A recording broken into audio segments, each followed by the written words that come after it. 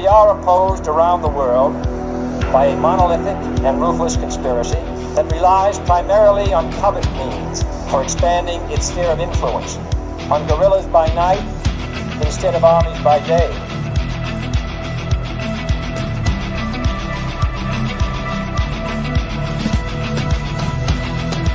On infiltration instead of invasion, on subversion instead of elections. If I were the devil, I'd take from those who have and give to those who wanted until I had killed the incentive of the ambitious. Violence and vandalism is being led by Antifa and other radical left-wing groups who are terrorizing the innocent, destroying jobs, hurting businesses, and burning down buildings.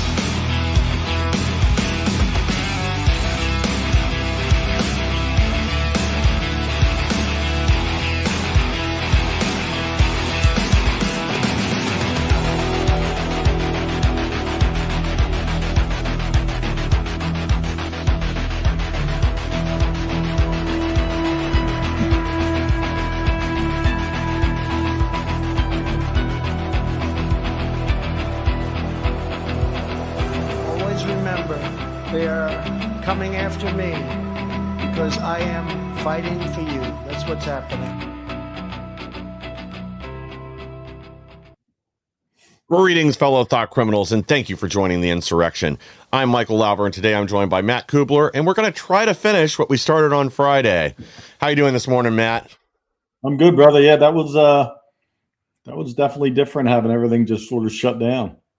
Yeah, so we had some strange glitches here on Friday. I had a piece of software suddenly fail. That's what knocked us off air. Right about the same time I got that fixed, suddenly my internet went out, but only for long enough for me to call Matt and our other guest and kind of decide like, okay, well, you know, something's going on. Maybe it's my home internet, whatever. The fiber went out for about 5 minutes and then suddenly came back on the minute we decided not to try to restart the stream and finish the story. So we're going to pick up kind of where we left off. Well, I guess first we're going to kind of do a review for anybody that might have missed Friday of how far we got, and then we're going to dig into the rest of this. So Matt, if you could, I guess first kind of remind our audience who you are and what brought you to this investigating this case, the death of Job Price, who it was ruled a suicide, but I think there's ample evidence to prove that that was not the case. And then we're going to kind of get into the other details around that. Perfect. Yeah, I appreciate having me back on again, and hopefully the agency doesn't shut us down again. Yeah, if it happens again, I don't know what we're going to do. Maybe pre-record something and then load the whole thing so it can't possibly not go out. Yeah, well, trust me, that wasn't the first time recently that's happened to me. It's happened in my own home. So who knows? Maybe we're all just wearing tinfoil hats for no reason. But I digress. My name's Matt Kubler. I am a retired police officer. I've spent 30 years in law enforcement. Prior to that, I was 4 years active duty Army intelligence in the SIGINT side of the house. And I grew up with Job Price. We went to high school together. We graduated together. And while we were not friends outside of school, we were very friendly in class and knew each other very well in a school environment. And he was just an all-around great guy that everybody liked. He didn't have enemies. He wasn't a guy that people, there was factions of people that we grew up with that liked him or didn't like him. He was just universally liked. So, we didn't have a relationship outside of school in high school, and nor after we graduated. We would see each other at a local bar and catch up for a few minutes, but that would be the extent of it. And in 2019, at the time I had a podcast called Two Dates and a Dash, and I wanted to have his sister on, Bronwyn, and let her tell her brother's story through her eyes, not his death investigation, not the suspicions around his death, but just who was Job through her eyes. And that turned into a meeting before we ever did that with her and her father. Her father's Harry Price, and he was a legend in the Pottstown, Pennsylvania area. He was a teacher and lacrosse coach and retired as the headmaster of the Hill School, which is an all-boys elite, at the time was an elite all-boys school outside of Philadelphia. So they gave me their concerns and said, this is what we think. Here is what they've given us, which was this 3-ring binder with 356 pages or so of reports and pictures and statements and things of that nature. And they said, can you look at it and tell us what you think? So I did. And I told them if I thought it was suicide, I'd say that. And if I thought something else, I'd tell them that too. So after a week of reviewing it, I came to one real clear realization, is that I could not, based on the evidence that they had given me, get to the point where as an investigator, I'd be comfortable saying it was a suicide. And that just kind of started this 7-year process. Well, and sorry to interrupt, but I do want to ask one question here real quick, because this is actually something I meant to ask last time before we were cut off. But was there anything going on in his life at that point that might suggest, somebody might be suicidal? Relationship problems, family problems, other issues, anything at all? No, and that's, as an investigator, you look for every external indicator, right? Anything that could have changed someone's demeanor, their mindset, their depression level, whatever. There's always a catalyst of some sort, something that creates that. So in his personal life, as far as his relationship with his wife and his 9-year-old daughter at the time, there was nothing to suggest that there was any issues there.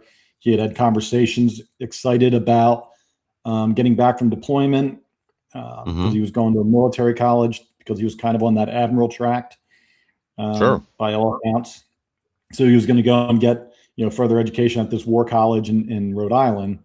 So and that was in June. So he died in December. So there was close goals at his fingertips. And that's also when he would have hit his 20-year mark in service, which would have activated him for a pension. So there was zero indicators, and there was no searches on his computer. Like, there was nothing that you typically look for that you would go, yeah, it's a red flag. Sure.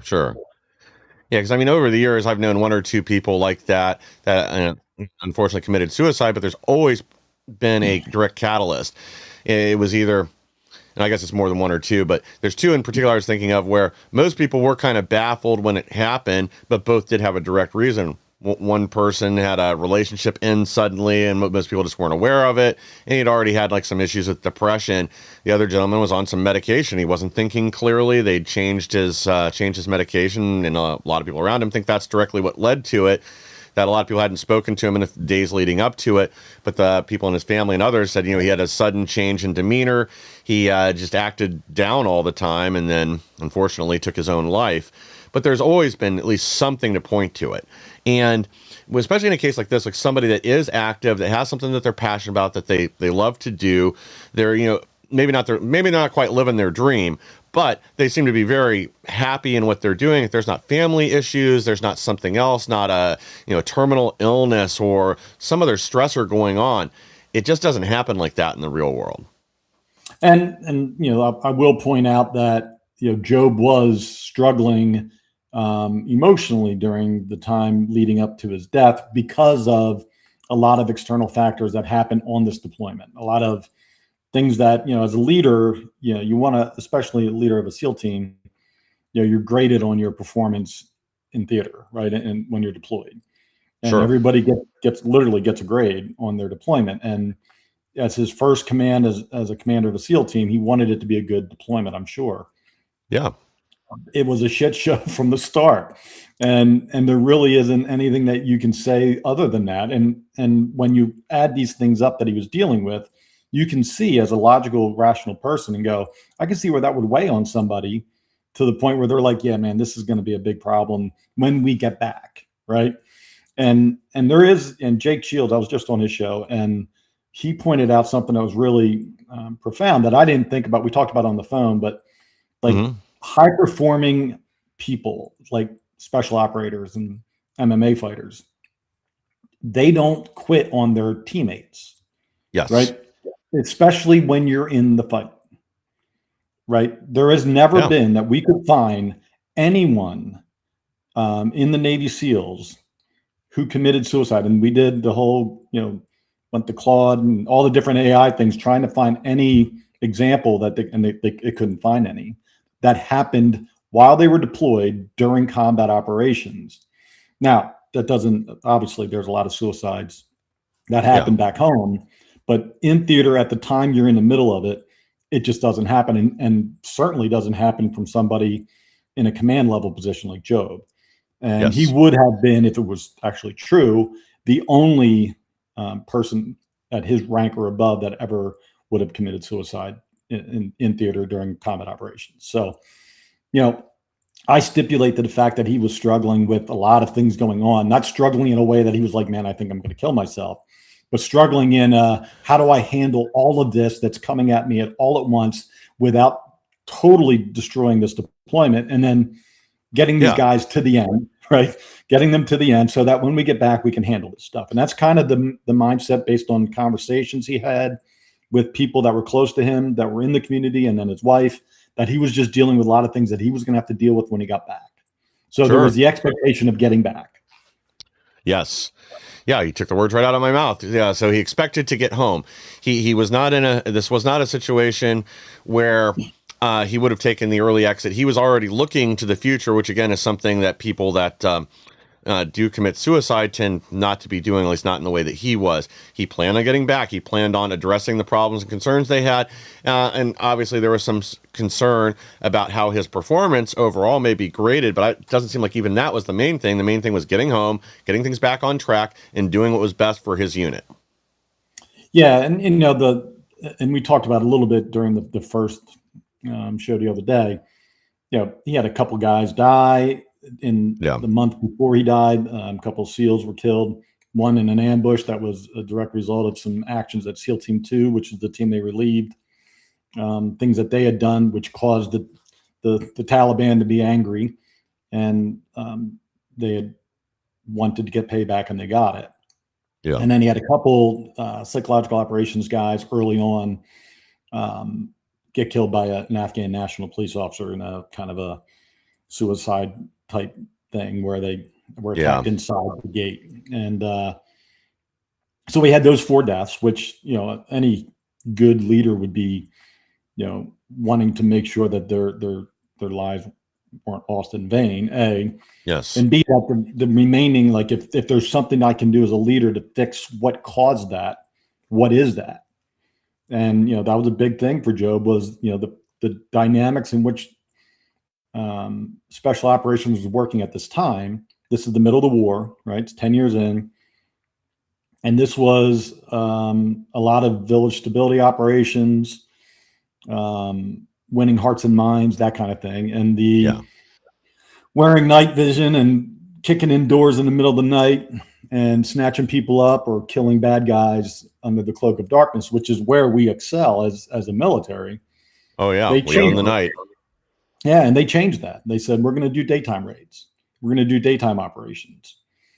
And the 2 SEALs were killed in daytime operations. And Job had a problem with that. And he pushed back on that. And he stopped sending his guys out, which pissed off all the guys because they wanted to go out and do their job. It's like going to fight camp. I told Jake, I said, it's like going to fight camp. And every time the day before your fight, it gets canceled. And then you go back to fight camp. And you're preparing for the next one, but you never actually get the fight. So I can understand why his guys would be shitty about that. But I also understand as a leader, your goal is not to get a bunch of people killed doing dumb shit. Exactly. That's just the reality. Well, yeah, we want to give everybody the best possible chance too, which is why we do night operations. Because, for those of you who don't know, like, or I've never messed around with like a set of PVS-14s or like modern 3rd generation night vision, it really is like buying a superpower. Like you can be in essentially like blacked out conditions. Well, you can be in literal blacked out conditions if you've got a light, IR light. No moonlight, no anything, and you can see like it's daytime. And that's part of why, when you see these videos where you have 12 guys on a patrol take out 60 Taliban, it's because they don't have a clue where they're at. And every time they do anything, if they light a cigarette, you see it from a half mile away.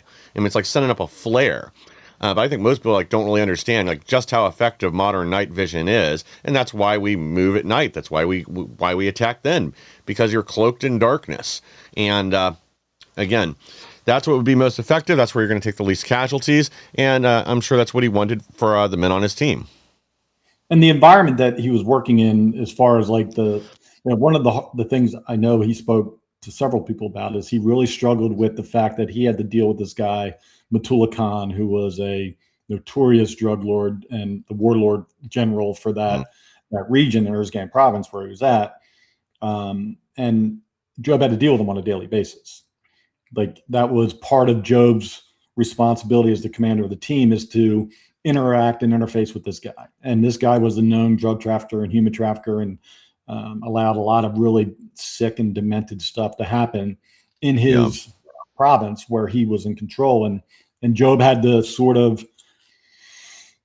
take it, because that's part of the job, is to win hearts and minds and to make sure that people feel as if America's there to help them and not hurt them. And that's, that's a hard balance to strike, especially, and let's be real clear, the poppy trade was very, very big at that time. There was, the CIA was putting in billions of dollars into these local farmers and telling them to stop planting crops and plant poppies. And then those became protected areas that you, as an American member of the armed forces, could not go after. So what happens? The Taliban figures out, even though the Taliban was always historically against drugs, they realized that was a safe place where they could set up and do stuff. Right. Yeah. I mean, it's crazy too. I mean, that's a whole nother story we'll have to get into another time. But yeah, the U.S. and the CIA essentially protecting and growing the drug trade in Afghanistan. And that does, again, make me wonder if he was resisting that in some way, would that be a reason that someone may have taken him out? Because I guess, again, to move this forward to the when his life was taken, this does not appear to be something that was self-inflicted, that no one there heard it. There's what appears to be silencer burns around the wound, the position of the body. Like, none of that adds up. It just, to me, again, like, it's not 100%, doesn't rule it out. But and then he was right-handed, but appeared to have shot himself with his left hand, which, again, this is the Kurt Cobain situation. It just doesn't add up. Things like this do not happen in the real world, or if they do, they're so infrequent that they just are it's infinitesimal. It just doesn't matter.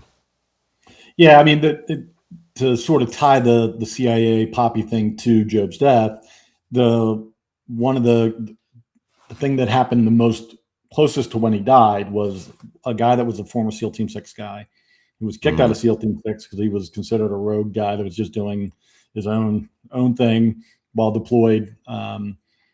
Took $40,000 from this ASOT funds and used it to buy drugs. And Job found out, and this is something that happened all the time, guys, because they gave these allotments of millions and millions of dollars of cash to be used to pay off informants and buy favor with the locals. And if you killed somebody, kid, and they weren't the one you were supposed to kill, you pay the family sort of a, hey, sorry, it's a little restitution for taking your kid.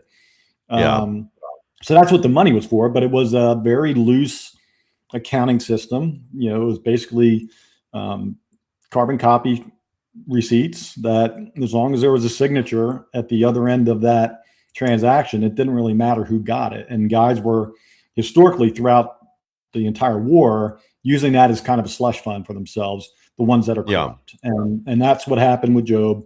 He confronted the guy, the SEAL Team 6 guy, a couple days before he died, and then he was found dead with a gunshot wound to his head. And I believe, and I'm not going to say the guy's name because I don't have any proof that I'm willing to share that would keep me from getting sued, but I can tell you that I believe that he's the one that pulled the trigger. Yeah, that would be where I'd start looking. And then to get, I guess, to kind of quickly go over the investigation that took place and all the oddities around that. But yeah, if it were me, that would be the first place I would go, especially, again, considering the condition the body was found and everything around that, to start asking some questions, because I don't know, to me, again, and I've never been in law enforcement, I was not in the military or anything like that, but some of this just seems like almost like common sense. Like, this is the direction I would take things. At the very least, I'd be asking some questions. So do you know if this individual was even questioned about it before we get into the investigation? No, there's nothing, that came through sourced information that missing money. And it was confirmed by someone who would know about the transaction. So I'm 100% on that. But Okay. no, he was never questioned by NCIS or anyone else after that. I will tell you that, while I understand this is a combat zone and it's not typical area for law enforcement to operate in a traditional manner, there are still some things that are just basic law enforcement 101 stuff that were not done. And number one, when Job was found dead by the guy that last saw him alive and was the first to find him dead, Jeff Peeler, everybody was brought in, the XO, the JAG officer on staff, the NCIS agent on staff, were all brought in and they determined he was dead. The room was locked. The key was given to Jeff Peeler. And in Jeff Peeler's own words, it was under lock and key until they returned. Well, and I'll talk about how that's impossible because of what forensically was determined. Okay. By experts way more important and way more qualified than me. But if we're going to start with the point that Jeff and no one else went into that room for 9 hours, Job's body laid in his bunk from 10:30 in the morning, when 10:36 I think is when he was declared dead, until 7 p.m. at night. He was left there on his bed. Supposedly, no one entered the room. So, as a investigator, when you don't know, because at this point they hadn't even determined it was suicide. In their mind, they may have, but there was no investigation done that led them to that conclusion. Anybody and everybody who had access to that building is a suspect. Of course. And if you don't treat it as such, you then take that crime scene and make it useless. Anything that you could have ever gleaned from that crime scene would be, in any court of law, military or civilian, deemed inadmissible because it would be considered a crime scene that had no integrity and the security was broken, and anything that was in there was no chain of custody of evidence because we didn't even know what evidence was yet. Yes. So it ruined the entire crime scene's capability to be used, which I believe was done intentionally. Yeah, certainly seems that way. Because, again, just to reiterate what you said, that there needs to be some effort to lock it down. You have to make sure no one else enters there, nothing leaves. And again, it would be normal to make a list of anybody that would have had access. That doesn't automatically mean they're guilty.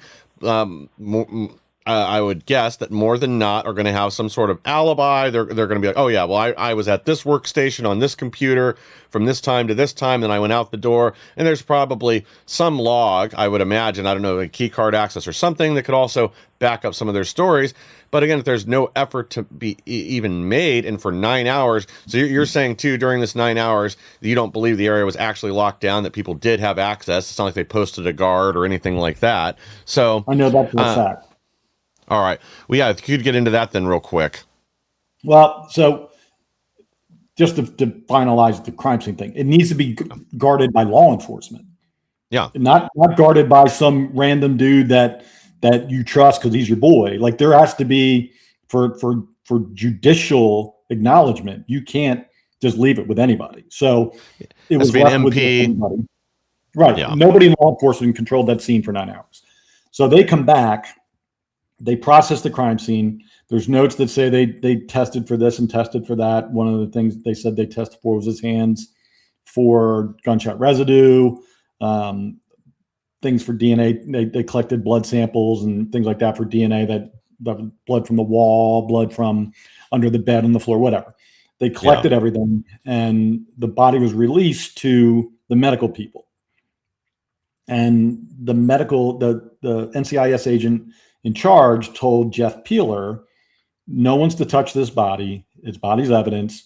No one's to touch it. And in his notes, he said, Peeler basically said, we're going to dress him in his watch cap and his uniform. We're doing that. And he was told again, do not contaminate Job's body. So the body gets released to the medical people. The NCIS agent had to go get some biohazard bags from the medical people to collect some things in the room. Sure. And he walked in on them washing Job's entire body at the direction of Jeff Peeler. I mean, that's insane. And they took his bags. They bagged his hands in the room at the crime scene and put evidence tape around them and put their initials and the time and all that stuff. Because at this point in time, it's still evidence. Of course. Right? We don't have. They're not able to officially declare anything in theater. It has to be done back at command somewhere in Virginia Beach or in DC, or someone's going to have to make that determination. So everything has to be done sort of by the book. So when Peeler told the medical people to wash the body, and the NCIS agent walked in, his bags on his hands were removed, but he showed up in Dover with new evidence bags on his hands and taped. So not only did they destroy the evidence intentionally at the order of the command master chief, Jeff Peeler, they also intended to deceive anyone after that into thinking that those hands are still evidence, like that's still protected evidence. When in fact, if you just look at, I mean, it's all documented, but even if you just look at the photos of Job's hands from the crime scene versus the photos of his hands when he's initially pulled out of the body bag, he's not even out of the body bag yet when these photos are taken. Yeah. There's no blood or anything on Job's hands. Yeah, and then just so the audience understands, the main thing, well, maybe not the main thing, one of the things they'd be looking for, again, is the gunshot residue, because if you shot yourself, there'd be powder burn, or there'd be evidence of that. Whereas if your hands were, say, under a blanket or under a pillow or wherever, there wouldn't be anything. Same with the blood splatter. And this has been used in numerous cases in the U.S. to prove that something was staged, that they tried to make something look like a suicide that was not. So again, I'm sure that's part of what they were looking for, is to try to determine exactly what happened. Do they need to widen the net? Do they need to look for other suspects? Or does this tell them, okay, yeah, based on the pattern from the blood spatter, the gunshot residue, that we can be fairly certain that he shot himself? Because again, if you're asleep, your hands are going to be down. So at the very least, one side of them is going to be not covered or not have enough trace for the gunshot residue, and same with the blood. There may be a little bit from pooling, but your palms or whatever would be clean. Or again, if they were under a blanket, there should be basically nothing on them. So Job's hands, and that's a really good point. So when you're thinking about, and we talked about that, no one heard a gunshot inside the building, which was an occupied structure with people who were in the sleeping quarters portion of it and the operations center portion of it. There was manned with awake people and asleep people. And real quick, so our audience understands, suppressors don't work like the movies. Now, again, a 9mm without a suppressor on it, 155 to 160 decibels roughly. I know some can be louder with the really short barrels, but anyway, in a suppressor, they don't work like the movies. This is not, it's not pew pew pew like in John Wick. You're still talking, even a really good suppressor on a 9mm, you're talking 125 to 130 decibels. I mean, that's only quiet if you think a jackhammer or a rock concert is quiet. In a small confined area like this, it would certainly be heard. And absolutely, and the sound, and I'm playing devil's advocate for the people in that building. As an investigator, I got to look, okay, what would they think that is? If in their mind, they're not, if you're not processing someone's got a silenced weapon, because typically no one had any silenced handguns. That wasn't part of their duty issue. They had silenced MP5s in their armory, but they weren't carrying silenced weapons. And Job's gun couldn't be silenced. It didn't have a threaded barrel. So when you think about what that sound would sound like, and one of the things, and the reason why this makes so much sense now, is when you read the statements, the one statement said it sounded like a forklift dropping pallets outside. That banging, clacking sound that can come from a suppressor, that almost like a really loud clap, but it doesn't have the same report as an unsuppressed 9mm would. And the evidence they're trying to show me is that Job shot himself with an unsuppressed 9mm SIG 226. That's what the NCIS and the Navy SEALs are saying, and still to this day are saying, is that that's what he shot himself with.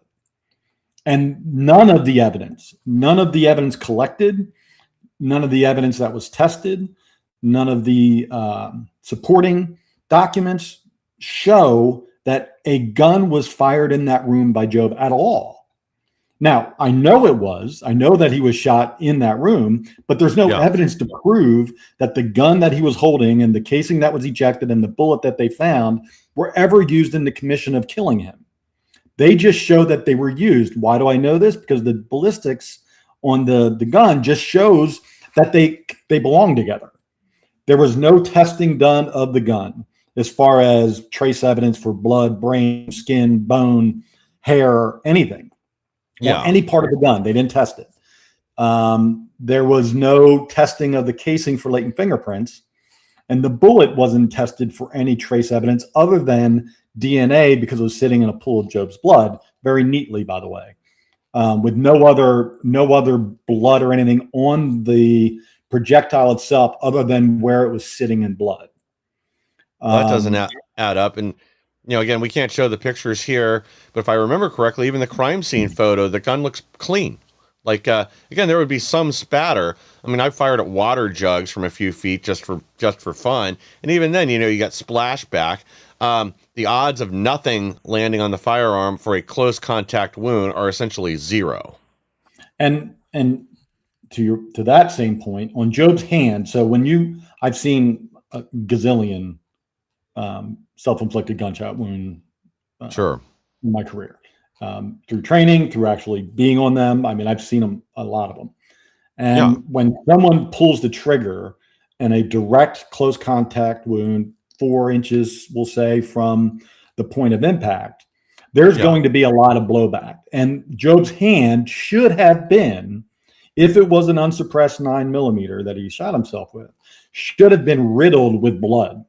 Yeah. And what happened was he had literally pinprick, like pen, like dots on his hand, maybe 20 of them tops on his hand, no larger blood spots, just all these little small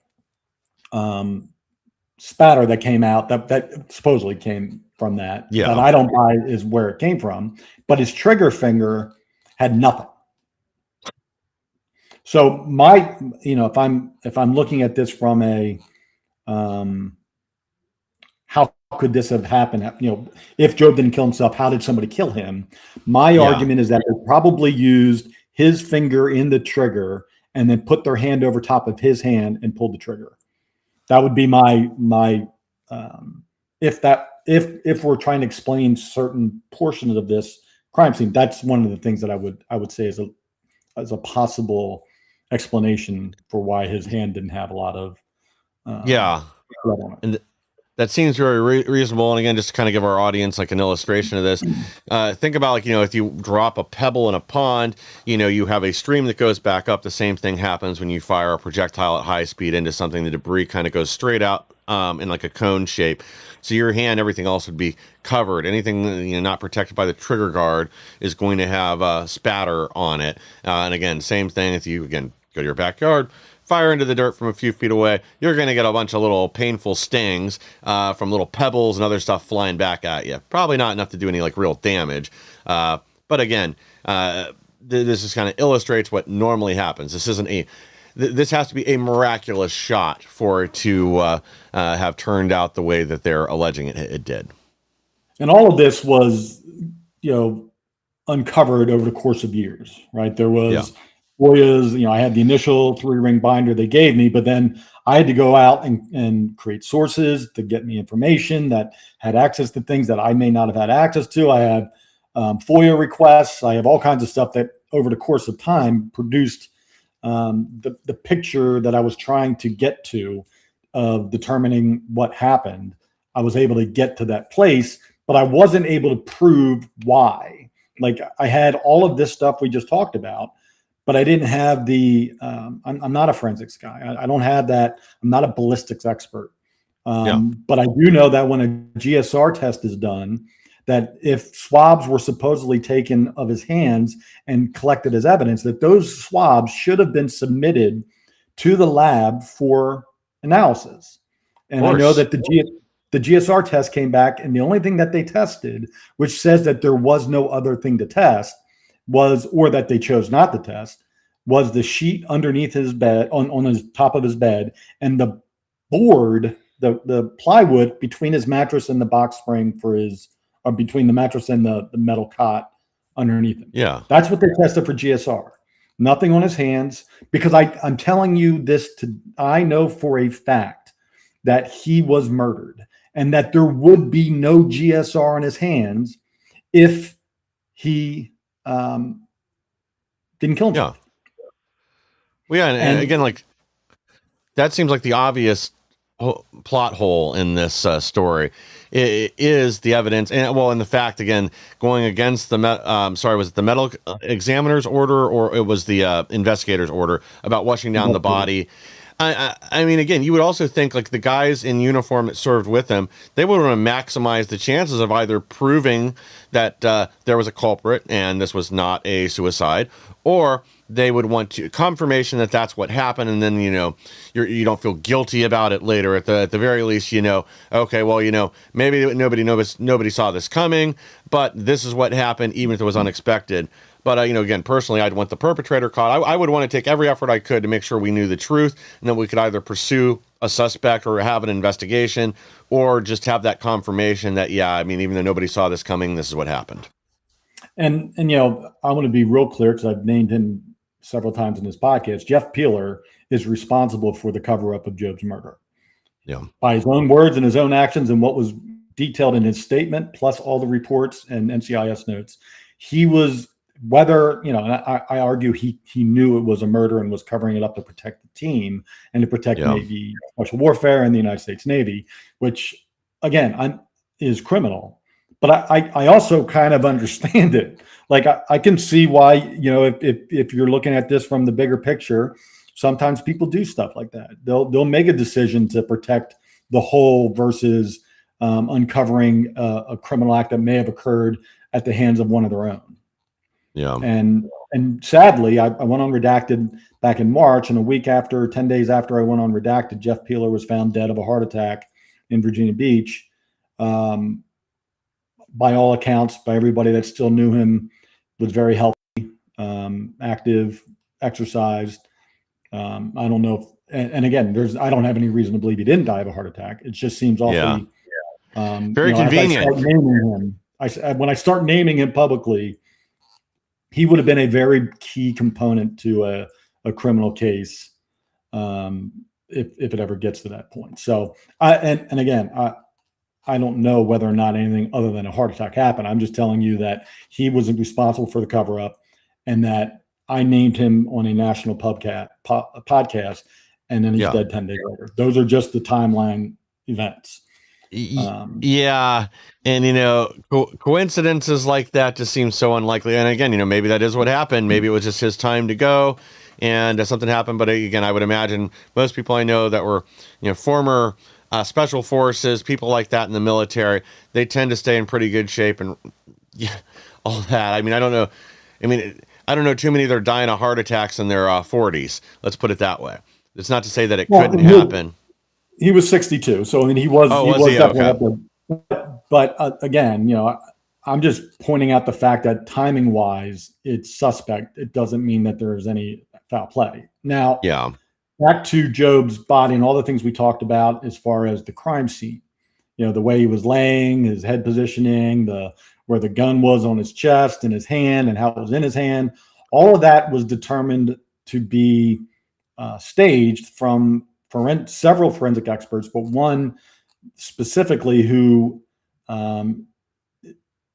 is very well known. Mm-hmm. And these are people that heard me on podcasts that sent emails to the hosts saying they wanted to get a hold of me.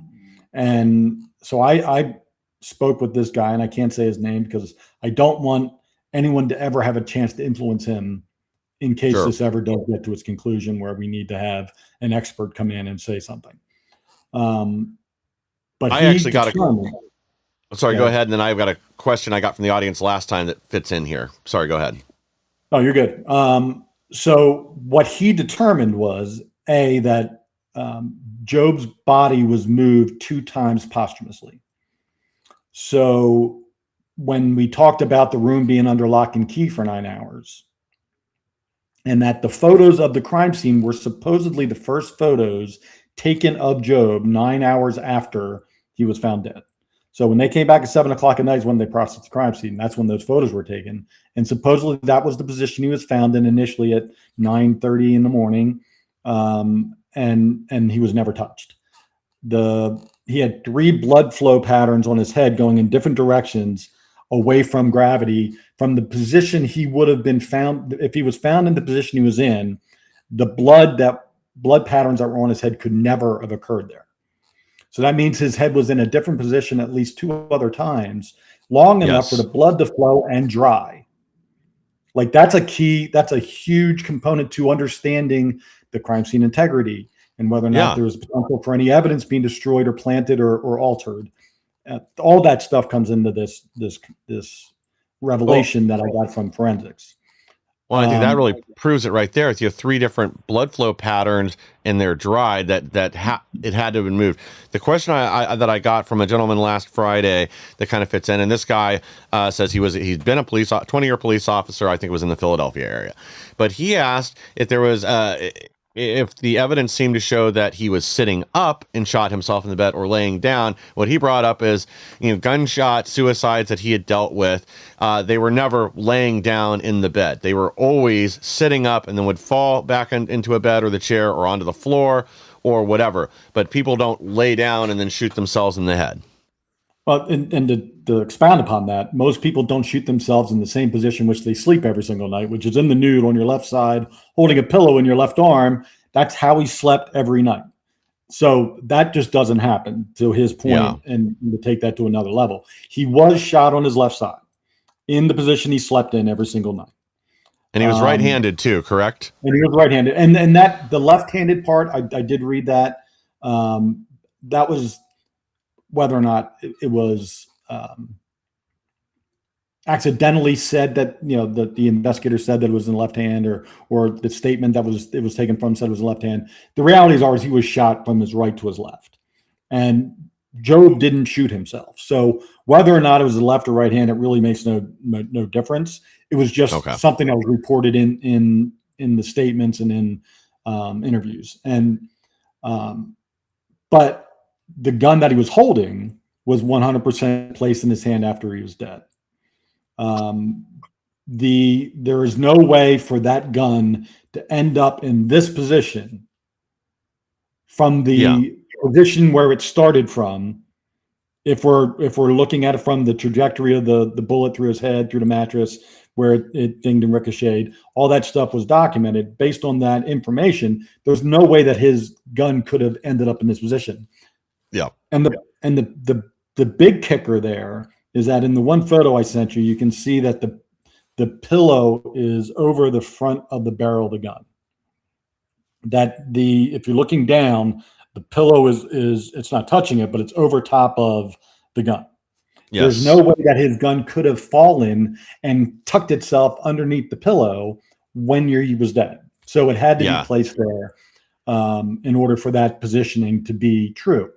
And then and there was many other things, but the final real big one was that based on the knowledge that Job was shot on his left side from right to left, with a close direct contact to his head, that the casing, based on the wall that was behind him, that the trajectory of the ejection of the casing could not have ended up where it was found underneath Job's butt. It was found underneath his butt. Yeah. You got to be kidding. Yeah, that seems pretty obvious.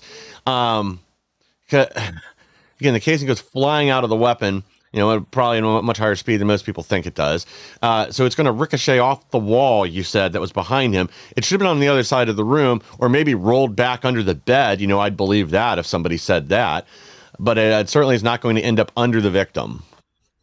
No, and the only way it could have ended up under him, based on the well-known forensic guy, is that if he was standing, then it could have based on the height of where he would be standing and the closeness to the wall and how it could have potentially landed on the bed without it hitting a piece of his body, right? Like Sure. that's the key component to this is it's not going to land safely on a mattress if he's laying on the mattress. Yeah. Right. So all those things I got later, and that was the validation for all the things that you and I both looking at this from a non-forensic expert eye is you go, that looks messed up. Like that doesn't look normal. That doesn't seem right. Like all those things are critical thinking skills in play that you do, but you don't always know why it is that way. Well, yeah, and I guess my thing here is, again, I'm not an expert. I'm a layperson. I've obviously have no background in crime scene investigation, but I do have two brain cells to rub together. And now, if I saw something that looked funky, that didn't look like it added up, and you gave me a reasonable explanation for that, I'd totally believe it. Like, oh yeah, this happens sometimes, X, Y, Z, blah, blah, blah. But there's other things that, just physics determines, like that shouldn't be possible. And again, if you had a really good explanation, like, oh, this happens all the time because blah, blah, blah, blah, blah, I would buy it. But I'm not hearing anything like that. Like, this just doesn't sound possible to me. And no, it's impossible. And, now that I have the whole picture and I have the science to back up my feeling of things weren't right, I'm no longer in a position where I need to convince anybody in the general public that Job was murdered. I have proven that. The case is broken. It is 100% provable in court that Job was, the crime scene was staged, the crime scene was tainted, and Job did not kill himself. So with that knowledge and knowing that I have that now as my backing for any moves I move forward with, you have to ask yourself, why is it if you look at the history of suicide within the Navy SEALs, and then you look at the level of respect and level of brotherhood that still exists for those guys that committed suicide. Yes. Right? Within their own individual teams, within the overall naval special warfare community, they are revered, maybe with a caveat, like, an asterisk like the steroid era in baseball, but that they are on a wall with the other guys that have given their life for this country in service of this nation as a Navy SEAL. Job is the only one who isn't. Really? And this was going on long before I ever got into the picture in 2019. Job still to this day, and they may, because I've talked about this in the last 7 years, and maybe since then they've decided to change their ways, but I would doubt it. He's not on any wall. As a matter of fact, Captain Bob Smith, who was one of the 3 people that came over from the Group 2 is the East Coast SEAL Command. Yes. And the West Coast has their own under the umbrella of Naval Special Warfare.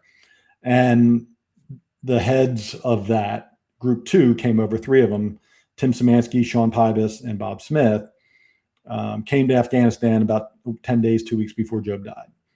And it was because Job had pretty much lit the fuse and said, listen, there's some things happening that we're going to have to deal with when we come back. And by the way, I'm not sending my guys out anymore on daylight raids. So they fly out to do kind of a situational check and see what's going on and have a conversation with Job. And a heated conversation occurred between Tim Szymanski and at least Tim Szymanski and Job in his quarters, where I believe Job outlined all the things that he was concerned about. And he was told to shut the heck up and move forward. Yeah. You will deal with this later. And Bob Smith, when Job's memorial happened, told Bronwyn, Job's sister, that we will never honor Job because he's a coward who killed himself while deployed and left his team. And that is the overall like kick in the teeth. Yeah. For a family when you're, first of all, you're still under the impression that he killed himself. And secondly, now all of a sudden he's ostracized and he's not going to be remembered for his 19 and a half years of stellar service to the United States Navy and Naval Special Warfare. Well, yeah, and that really also seems like a method that you'd undertake if you wanted to try to silence anybody from looking into it. You basically, you're creating an impression already that nobody's going to cooperate. They all think this guy was a coward. He took the easy way out or whatever. He abandoned his brothers. So that again, seems like something you would do intentionally, try to discourage family members or others from looking into what happened there. And if you, so I've tried to reach out to everybody that I could identify that was there, like that, Yeah. that had some sort of a direct or indirect third person knowledge from that environment. I tried to talk to, and I've only talked to two. The rest of I've tried, and some have sent me, whether it was through Facebook or email. He wasn't the same man that you knew. Trust me, he killed himself. And then crickets. They wouldn't say anything else. And I'm like, okay. Or they're going to say, he was depressed. He was whatever. And I'm like, I don't care about any of that, because I know a lot of depressed people who are still alive.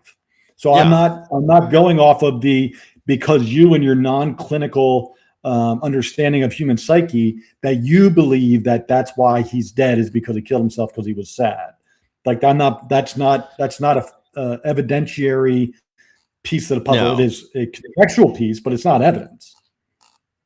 Well, yeah, and it sounds like the physical evidence points to a pretty obvious conclusion that this was staged. At the very least, things were staged. So it deserves a second look. What are the next steps for you? Like, what are the next thing that you can do, or what can our audience do, or somebody that has some knowledge, what could they do to help? I mean, I can't remember what we exactly talked about, but I mean, I had a WAPO Washington Post article come out on the 6th of June, I think it was, front page on the Sunday Washington Post. Wow. About this case and about my investigation and about Secretary Pete Hegseth's involvement in this, because I talked to him for 6 months while he was still at Fox at the end of 22 and beginning of the first 4 months of 23. And he was in agreement. I mean, I have text messages that I released to the Washington Post that they printed in the paper that show him saying it was definitely not suicide and a suppressor was used. And then he said he'd help me. And all I want is this. And all the family wants is this. They don't need a pound of flesh. They realized, based on my investigation, that the evidence that they could possibly get for that pound of flesh has been destroyed. It doesn't exist anymore. So absent a confession, there is no pound of flesh. So all they want is Job's dignity restored. A, and B, his pension and life insurance policy that his family did not get because of the suicide, the termination of suicide. He didn't get his pension when he was 6 months from it. And the life insurance policy, the $1 million life insurance policy, didn't get paid out because it was within the first 2 years of the policy's existence. So they got nothing. And this is a guy that earned, at a minimum, his just due financially. And his family, as victims in this, deserves to have the pension and his dignity restored. So that is the only goal, and has been the only goal for years. And Pete Hegseth knows that. Pete Hegseth, I spent 3 years trying to get him to engage with me again, and he's ghosted me. And Donald Trump's son, Don Jr., was a student of Harry Price, Job's dad, at that elite all boys school, along with Eric. And Job's dad had a relationship with him all the way up until 2015, right before President Trump was elected the first time. And he sent an email to Don Jr. saying, hey, look at this letter. Harry wrote a letter basically outlining what they knew to be discrepancies, and said, would you have your dad look at it if he's ever in a position to do so? And he said, absolutely, I will. And he didn't. Yeah. So we just want people to do their job, right? NCIS made so many procedural errors. They screwed the pooch 10 ways from Sunday.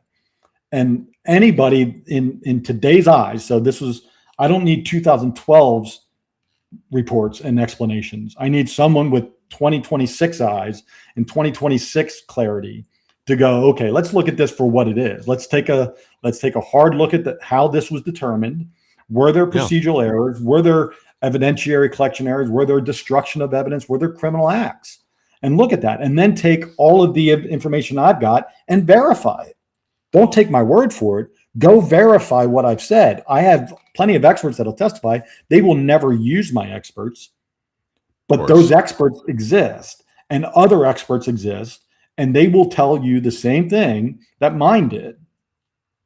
So I'm not, this isn't about using Matt as the final end piece to the puzzle. This is just, I'm bringing awareness, do your job. Yeah. Well, and again, like the facts in this case seem to be pretty clear to me, that And as you said, there is no pound of flesh to get anymore. The evidence that could have led to someone else who's culpable for this was clearly altered or destroyed. So that's just not going to happen. But at the very least, his family deserves to have his name cleared. This is 19 and a half years that they spent too alongside him. He was out deployed overseas, worrying about him and everything else. They deserve the compensation. They deserve the retirement and the life insurance policy. If this was not a suicide, which it does not appear to be, and again, clearing his name. That's important. That's his legacy. As you said, they won't even put his photo up on the wall. I mean, that's just disgusting. Yeah, and I'm, again, my involvement in this case is not because I have this emotional connection to Job. My involvement in this case is because a grieving father asked me to do something for him, and I promised him I would.